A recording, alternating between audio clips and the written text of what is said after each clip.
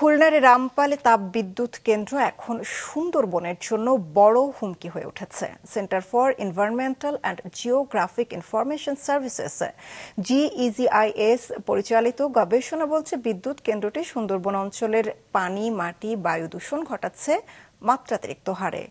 SM মিলনের ক্যামেরায় মোস্তফা জামালের রিপোর্ট। নির্মাণের উদ্যোগ নেওয়ার পর থেকেই সুন্দরবন এলাকায় রামপালে কয়লাভিত্তিক তাপবিদ্যুৎ কেন্দ্র নিয়ে বিতর্ক চলে আসছিল। পরিবেশবাদী সংগঠন ও জনসাধারণের প্রতিবাদ উপেক্ষা করে 2016 সালে এর নির্মাণ কাজ শুরু করে আওয়ামী লীগ সরকার। 1320 মেগাওয়াটের এই বিদ্যুৎ কেন্দ্রটি চালু হয় 2022 সালে। পরিবেশ অধিদপ্তর বলছে, শর্ত অনুযায়ী এই বিদ্যুৎ কেন্দ্রে বায়ু দূষণ পরিমাপের যে সকল যন্ত্রপাতি স্থাপনের কথা তা হয়নি। ফলে এই বিদ্যুৎ কেন্দ্র থেকে মাত্রা অতিরিক্ত বায়ু দূষণ হচ্ছে। যেটা আমাদের অফিস দেখেছে, আমাদের টেকনিক্যাল লোকজন তারা বলছে যে তাদের সেন্সটা পুরোপুরি কার্যকর না, যে এমিশনের যে কন্টিনিউয়াস যে এমিশন মনিটর করছে তারা তাদের যন্ত্রপাতি দিয়ে, সেখানে কিছু কিছু অ্যানোমালি পাচ্ছে। রিডিংটা ঠিক অ্যাকুরেট নাও হতে পারে। তো এখন আমরা নিজেরা এখন রিডিং নেওয়া শুরু করেছে।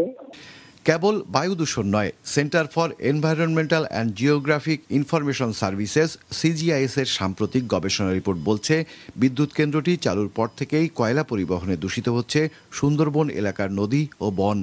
কয়লার ছাই এবং কেন্দ্র থেকে নির্গত পানি পরিশোধন ছাড়াই মিশছে প্রকৃতিতে। নাইট্রেট, ফসফেট, পারদ সহ বিভিন্ন ক্ষতিকর রাসায়নিক ছড়িয়ে পড়ছে প্রকৃতিতে।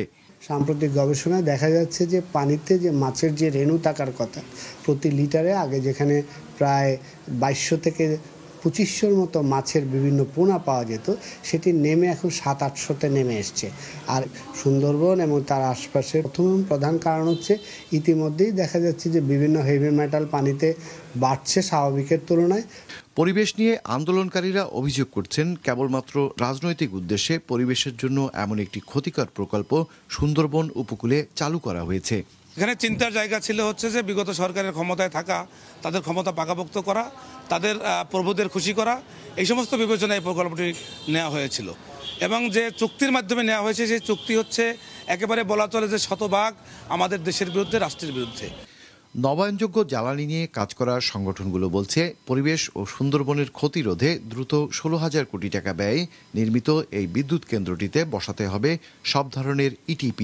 অতি দ্রুত সমস্ত দূষণ কমানোর যে যন্ত্রপাতি বসানোর, স্পেশালি ইফোলেট treatment, ash treatment, smoke treatment, এগুলো করা খুব জরুরি।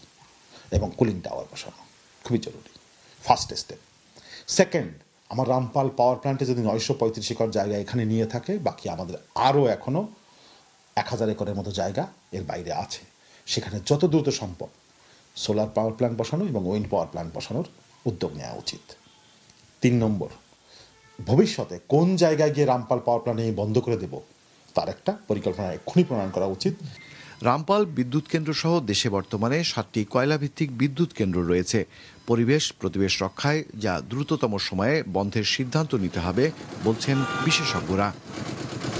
মোস্তফা জামাল, মাছরাঙা সংবাদ, খুলনা।